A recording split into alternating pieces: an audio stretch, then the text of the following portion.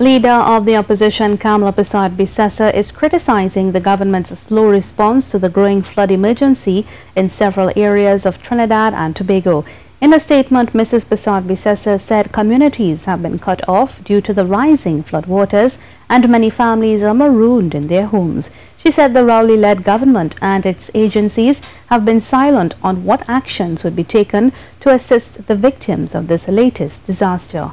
Mrs. Persad-Bissessar said the teams from the regional corporations must be commended for doing the best they could to respond to calls for assistance, given their limited resources.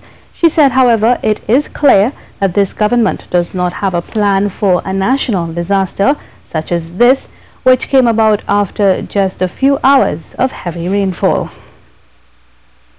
Works Minister Rohan Sinanan has hit back at opposition MP for Tabaquite, Dr. Suruj Rambachan, who has blamed the government for the floods that caused havoc in parts of Trinidad.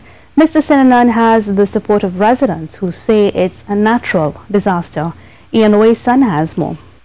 With several parts of Trinidad underwater following the heavy rains, Tabaquite MP Dr. Suruj Rambachan has put the blame on the government. Dr. Rambachan, a former government minister, says this government, after 2 years in office, has failed to clean the watercourses and that has led to the floods.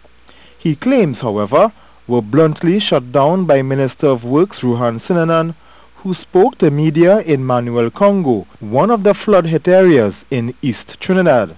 I think the opposition has taken a line where whatever happens, they will blame the government. If we get rain, they'll blame the government. If we get too much rain, they'll blame the government. If we don't get rain at all, they'll blame the government. So Mr. Rambachan is doing what he has to do, and the government will do what the government has to do. Mr. Rambachan had his time, and there was same amount of flooding under his tenure. In Las Lomas, another of the affected areas, Kenny, a resident, told the media the government was not responsible for an act of nature. We have places all over the world otherwise when they get a flood. Here now, man, you know what has happened there? People, vehicles run down the road. Water take it all the way.